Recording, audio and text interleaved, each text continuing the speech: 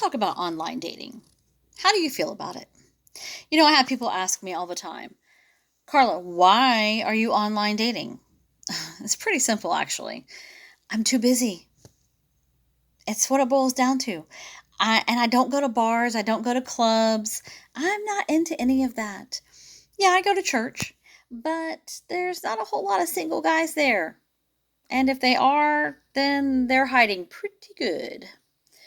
Um, But online dating has worked for me. I've met quite a few really great guys. Some guys, it just doesn't work out as a relationship. Other guys, it has and has lasted for, years. And then you've got the guys that, wow, they're really, really good at what they do. And I'm sure there's plenty of women out there who are really good at what they do. I have a guy friend who I had met him online, and he and I talked earlier today, as a matter of fact, and I made a comment about being, I hate using that word rejected.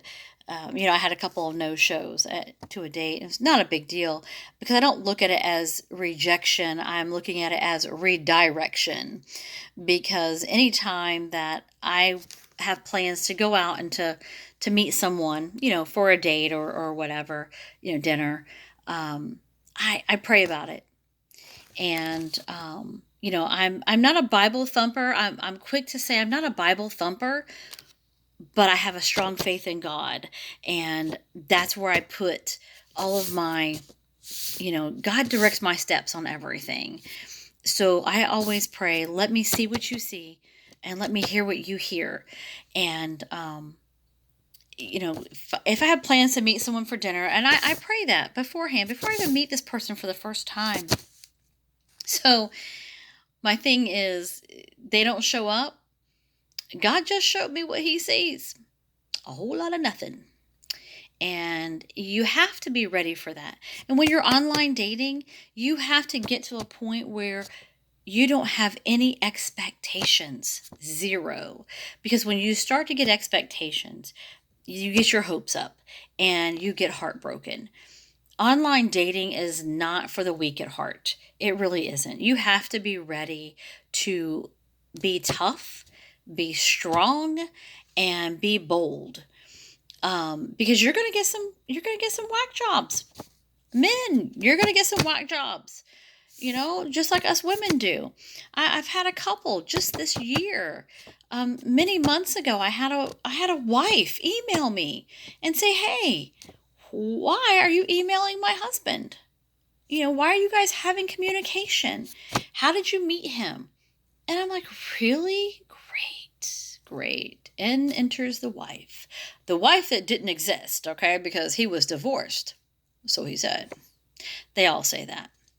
At any rate, I emailed her back and I told her exactly where I met her husband, apologized that I didn't know he was married, and I screenshotted his profile from the dating website and sent that to her, and she thanked me for it.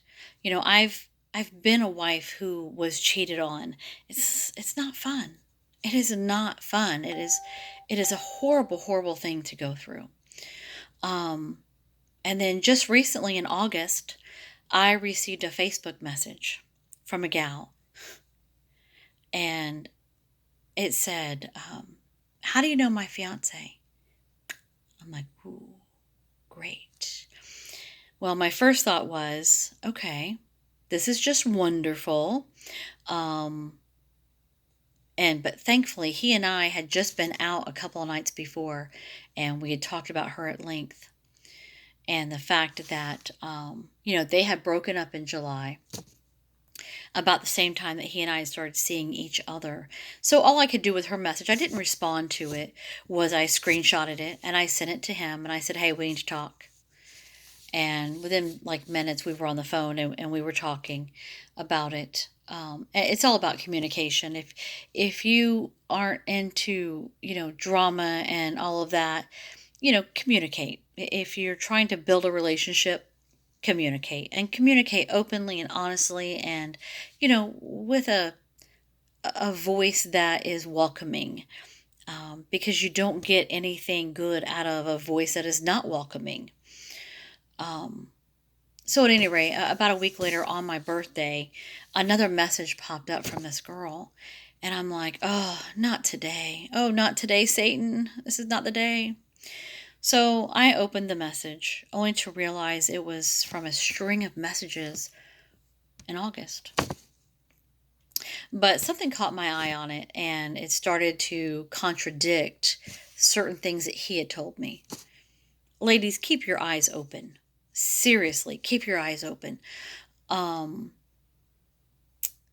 That's, a lot of what it has to do with.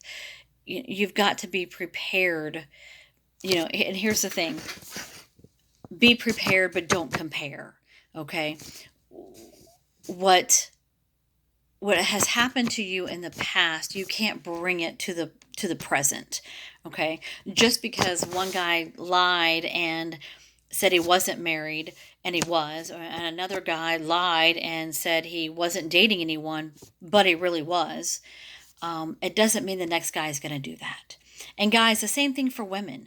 I hate hearing from a guy, oh, well, I had this girl do that to me, or this girl do that. And, you guys it's just a shell that you are, because eventually the real you comes out. No, we're not all like that. Some of us really are genuine. Some of us really are who we say we are.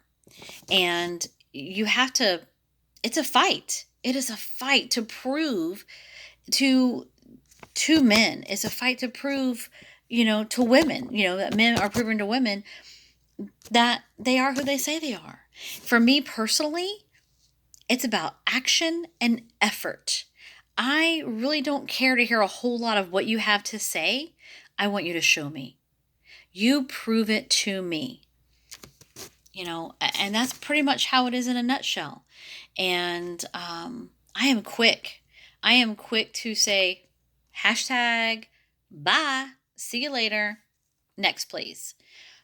I don't have time for it. I'm at that age where I want to share my life adventures with somebody, but not some clown, not someone who's going to lie to me, not someone who's going to be, if he's unfaithful to someone else, he's going to be unfaithful to me, and I'm not having it. And ladies, if you are having to check your man's phone, or if you're having to question, you already know the answers. You already know. You shouldn't have to pick up his phone. You shouldn't have to look through his phone. Because if you do and you've lost trust, move on. Seriously, move on. Because once that trust is gone, it's gone. If you've become no good for each other, it doesn't work anymore. I learned that a long, long time ago. You need to be with someone that you don't have to second guess. I want to be with someone I don't have to second guess. And I know that there's a man for me. And I am in no hurry, zero hurry, because I know who I am. I know my value. I know my worth. And I'm okay with the choices that I make. I'm okay waiting. I enjoy my alone time. And you have to get to a point in life where you love yourself, you love Jesus, and you're okay if occasionally it's just you and him. Because that's really all we need. Because he's going to take us and direct our feet exactly where they need to be. He promised us helpmates. And Jesus will keep his promises. So, take it for what it's worth. Enjoy life. Have fun. If you thought that online dating was scary, it's not scary. It's only as scary as you make it. There are some whack jobs out there, but you got to have fun with it. You got to run with it. And you've just got to be able to laugh. If we don't laugh, we're all going to be on Xanax. It's really that simple. But if you take away anything at all from this video, take away the fact that You need to give everyone a chance. You need to love unconditionally and not carry, the past into the present.